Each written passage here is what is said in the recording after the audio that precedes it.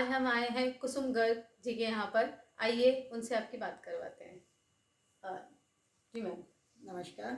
दीपावली का पर्व चल रहा है, तो हमारे दर्शकों को आपकी तरफ से कोई संदेश है?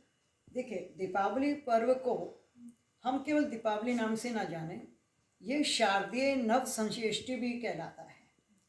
इसके पीछे कई कारण, हम कह देते दीप जलाओ खुशियाँ मनाओ, लेकिन हम कह शुरू से सुनते आए भगवान राम अयोध्या वापस आए 14 वर्ष के वनवास के बाद, और लोगों ने घी के दिए जलाए। बहुत अच्छी बात है। भगवान महावीर और आर्य समाज के प्रवर्तक दयानंद जी ने मोक्ष प्राप्त किया था, निर्वाण उत्सव हुआ उनका।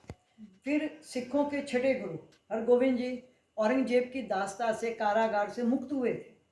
और यहाँ तक कि ये शारदीय नव संश्रेष्टि क्यों कहलाया जाता है, क्योंकि खरीफ की फसल कट जाती है और रबी की फसल की जो बुआई वो समाप्त हो जाती है।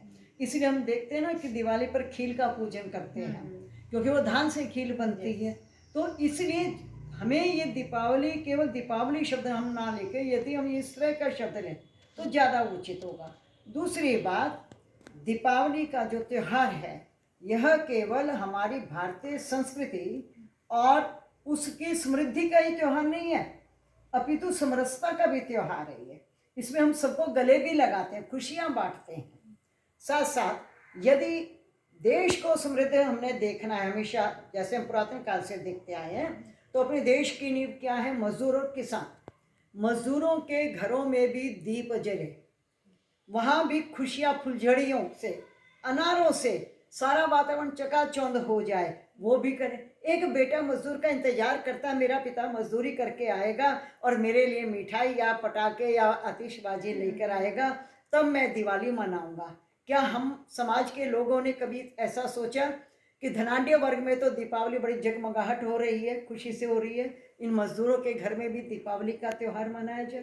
तो मेरी हार्दिक इच्छा ये है, और मैं स्वयं भी करती हूँ, कि प्रत्येक मजदूर के उपेक्षित और वंचित जो समाज के लोग हैं उनके घरों में भी खुशियों की बौछार है, पता फुलझड़ियाँ छूटे।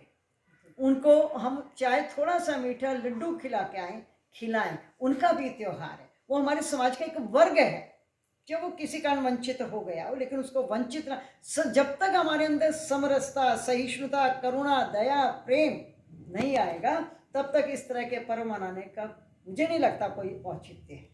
मैम, जैसे कि सरकार ने पटाखे बैन किए हैं, तो इस पर आप क्या कहना चाहेंगे? हाँ, देखिए, सरकार ने पटाखों पर बैन लगाया, मैंने भी समाचार पत्रों में पढ़ा। लेकिन मेरा प्रश्न है आप लोगों से, क्या पटाखों पर बैन लगाने से प्रदूषण कम हो जाएगा? नहीं। और हिंदू धर्म का ये वर्ष भर का त्यौहार है, तो दीपावली पर ही ये बैन क्यों प्रतिबंध? अभी मैं आपको बताती हूँ, आम पार्टी के जो नेता हैं पर्यावरण, ये राय जी, गोपाल राय जी, उन्होंने अपना भाषण दिया था कि भाई इस तरह पटाखों पर प्रतिबंध है, कोई पटाखे नहीं छुड़ाएगा। कुछ घंटों के उपरांत उनका एक मंत्री बना और उस दिन खूब आतिशबाजी हुई। तो कहाँ गए वो? कहाँ गया वो प्रतिबंध? प्रतिबंध तो सबके लिए लागू होना चाहिए, और पटाखों से प्रदूषण नहीं फैलता। मैं बोल रही, मेरे बोलने से प्रदूषण है। सैकड़ों गाड़ियां प्रतिदिन सड़कों पर निकलती है, उनसे भी प्रदूषण होता है। नदियों का जल कितना प्रदूषित है, क्यों नहीं? हमारी सरकार तो फिर भी कर रही है। दूसरी सरकार को देखिए, यमुना कितनी प्रदूषित है। यदि हम उस जल को प्रदूषित होने से बचाएंगे तो प्रदूषण काफी कम होगा। वृक्ष हम लगा रहे हैं, जगह जगह लोगों में जागरूकता है, जागरूकता फैलाने का कार्य करना चाहिए, ना कि विपक्ष में खड़े करने का कार्य होना चाहिए। तो मित्रों, जैसे कि आपने देखा कुसुम गर्ग जी के विचार, जो कहीं ना कहीं हमारे जनमानस को भी प्रभावित करेंगे। तो इसी के साथ में हम भी आपको दीपावली की शुभकामनाएं देते हैं। धन्यवाद।